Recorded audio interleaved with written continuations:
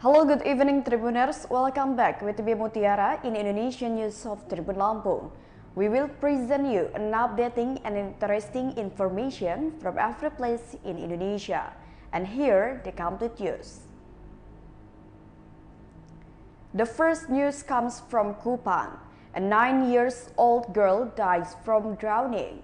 Agnes Aspira Banu, a 9-year-old girl who drowned in a water reservoir, had wanted to be rescued by her playmates at the scene. This was confirmed by Fernando Anoit, head of the neighborhood 02 Liliba Village, Kupang City, to postkupang.com on Monday, April 18, 2022.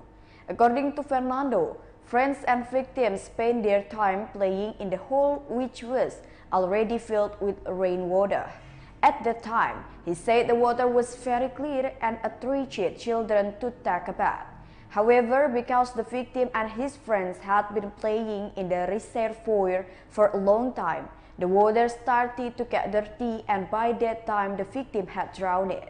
Friends of the victim began to panic, and they took the initiative to look for ropes to save the victim, but they did not find the victim. He estimated the depth of the hole was 2.5 square meters. He said after an hour the victim was found and rushed to the hospital. According to him, the parents of the victims resigned to the incident that killed their child.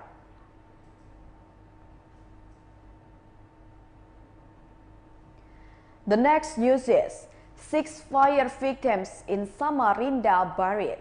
6 of the 7 bodies of fire victims in Samarinda, Kalimantan, were buried in one grave in Wiringpalennae Village, Tempe District, Wajo Regency on Tuesday, 19 April 2022 in the morning. However, one other body was taken to Benteng Lompo Village, Sabang Paru District, Wajo Regency. Supriyadi, who is a cousin of the victim who is also a neighbor, said that those who died were a grandmother, 4 children, grandchildren, and 1 close relative. They died in a fire in Samarinda, Kalimantan, on the 17th week of April 2022 in the morning. It started when a car had an accident and hit the victim's family stall. The car crashed into a retail petrol outlet, causing the fire to spark and easily spread to the front of the shop house, which was located from the outside. Supriyadi said that after the meal, Kiki Resri's husband, Amiruddin, went out to the market to buy vegetables. This family is a family who migrated since 2,050 years ago to East Kalimantan. In fact, Siti Arabia and several of her children have only been in Samarinda for a few days.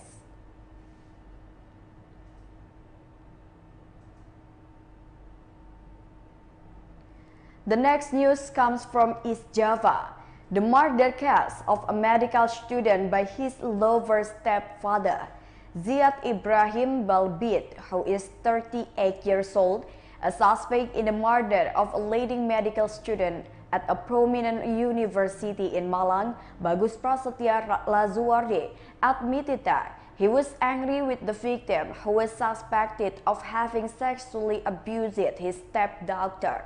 While walking out of the public relations building, the East Java Regional Police Headquarters, he covered his face using his palms, which were handcuffed to his arms. Ziath admitted that he was furious because the victim had sexually harassed him through message conversation to his stepdaughter. Therefore, Ziath admitted that, intending to reprimand the victim's treatment of his stepdaughter. However, the way he reprimanded the victims was too excessive, causing the victim to die. Meanwhile, the head of the Subdirectorate of Street Crimes and Violence, the Directorate of General Crime Investigation of the East Java Regional Police, Police Grand Commissioner Adjudan Lintar Mahardono, did not deny that there were reasons behind the suspect action that killed the victim. However, based on the records of the result of the investigation of the suspect, The suspect said Lintar allegedly felt irritated by knowing that there were several application-based conversations between the victim and his stepson, which were considered too fun. In addition, continued Lintar, the suspect had found a change in attitude to TS, the stepdaughter. The change in TS attitude he considered disturbing the suspect's relationship with his stepson.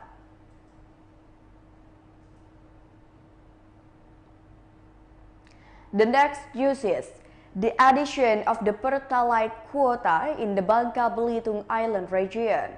The downstream oil and gas regulatory agency has finally added the quota of Pertalite for 7 cities and regencies in Bangka Belitung Island province.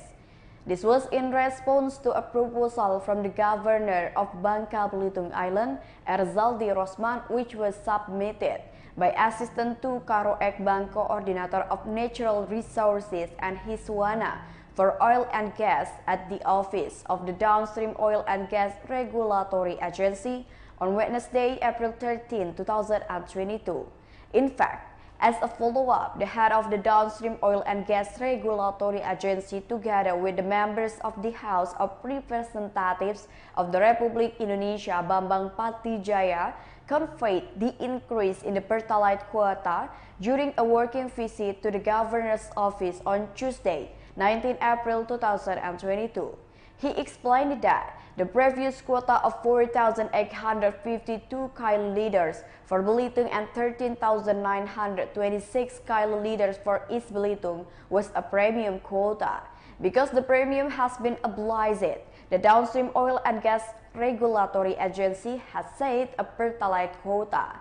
Considering that currently Pertalite has officially become a subsidized item based on decree of the Minister of Energy and Mineral Resources number 37 of the year 2022. Previously, through a meeting at the Oil and Gas BPH last week, the provincial government had asked Pertamina to distribute Pertalite based on last year's realization, while waiting for the proposal to increase the quota to avoid scarcity. However, the shortage of fuel oil that occurred some time ago was caused by ship delays.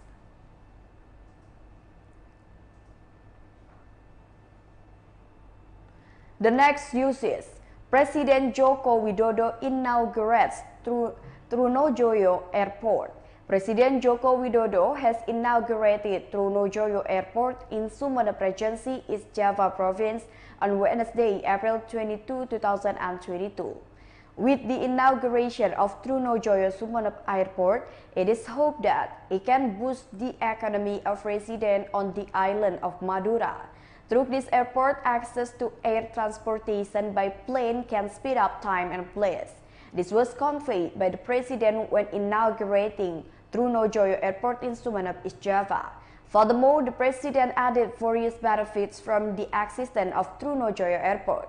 Jokowi said that with the better connectivity, people's mobility would be easier and smoother and economic points would grow. Then, new businesses are expected to emerge and existing businesses to develop and become new. In addition, Jokowi also asked the Minister of Transportation, Budi Karya Sumadi, to arrange for a flight from Surabaya to Sumeneb and from Jakarta to Sumeneb ahead of Lebaran 2022. Budi hopes that in the future there will be a lot of tourism potential that will grow with the True Nojoyo Airport.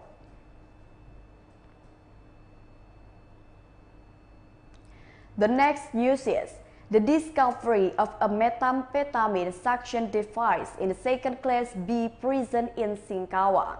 Joint officers from the prison, the Indonesian National Army, the Indonesian National Police, and the National Narcotics Agency found a bong or a methamphetamine suction device during a raid in the room of the inmates of the Class B prison in Singkawang on Thursday, April 19, 2022. After an inspection, it was later discovered that the bong was suspected to be the remnant of an old use in the narcotics block of the Singkawang prison.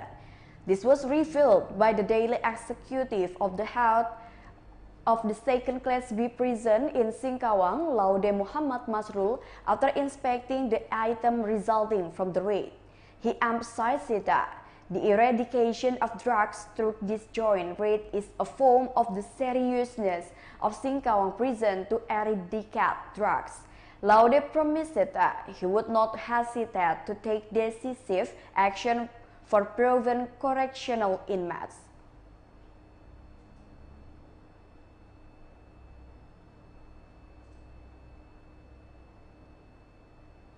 The last news is tugboat fire in Muara Jambi. The tugboat located in Kunangan Village, Taman Rajo District, Muara Jambi, Jambi, caught fire on Tuesday, April 19, 2022 in the afternoon.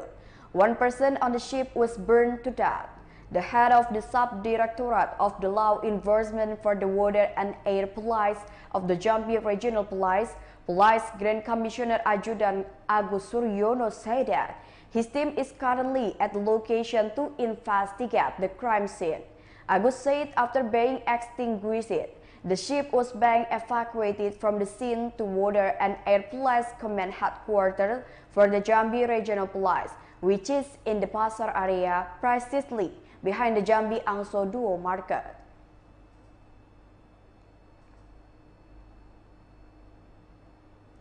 Well, I think that's all the news for today with me, Mutiara. Thank you for watching and have a nice day.